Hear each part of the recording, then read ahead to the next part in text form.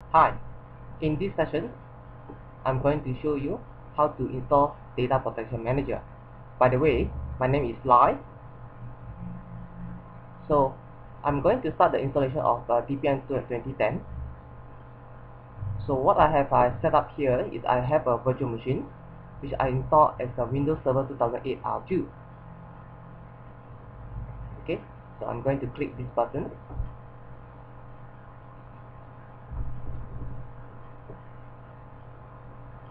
The next thing, you will come up with the EULA. So you need to read the EULA. Well, most of the people, they don't tend to read all this. So what I'm going to do is I'm going to accept the EULA and proceed with the installation.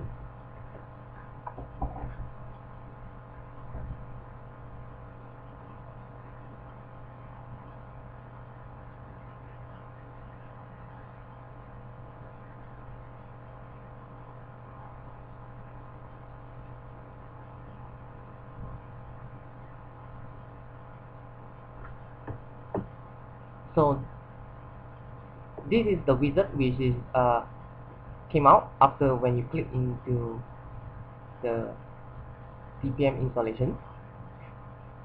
So I'm going to click next.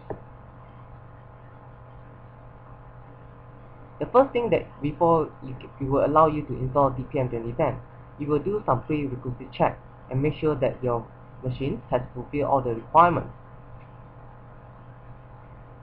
Since I'm running a virtual machine and I only allocate 1 GB of RAM, the wizard will give you a warning that indicates that in order to install DPM 2010, the recommended RAM is you need at least 2 GB of RAM. And then beside that, you also need to make sure that SIS component is installed. However, the warning icon here does not prevent you from installing the DPM 2010. When I click next, the wizard will start to do installation of SIS components. So from here, you can see that the DPM 2010 has already installed SIS components. After you have installed the SIS components, you need to restart the virtual machine. So while waiting, I will pause the video and resume back to start the installation.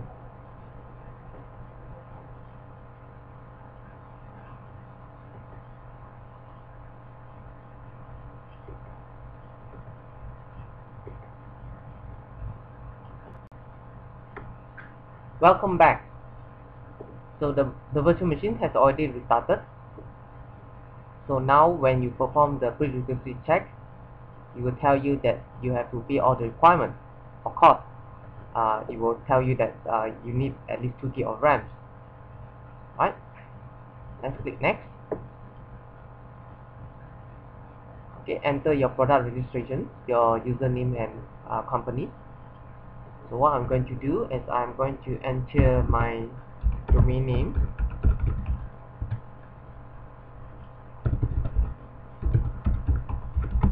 Okay, here you normally enter according to your company.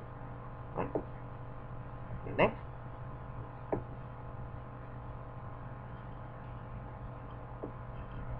Okay, review the installation settings.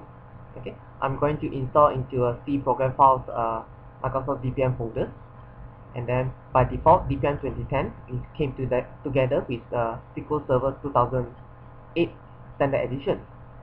Right. So if you tend to change the default the location of the file, you can click on the change button. Right. If you are not going to change, just click next.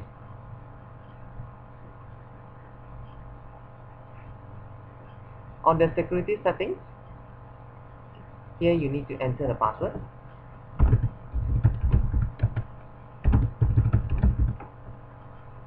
Click next. Right, so you require a very strong password.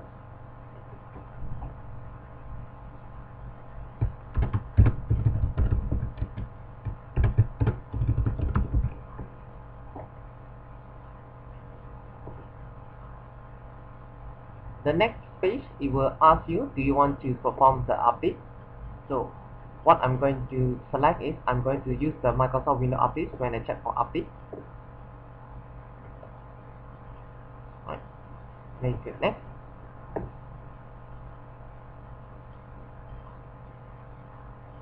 For the customer experience improvement programs, I'm going to select no. Click next.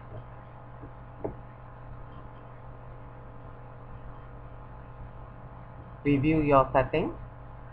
Then you click install.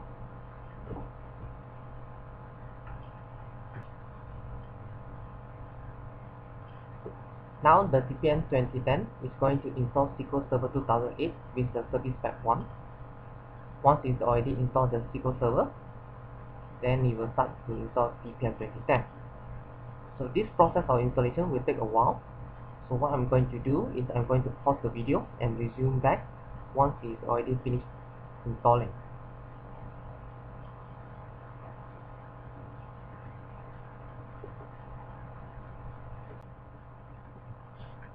Well, now the installation has finished, so you just need to click close.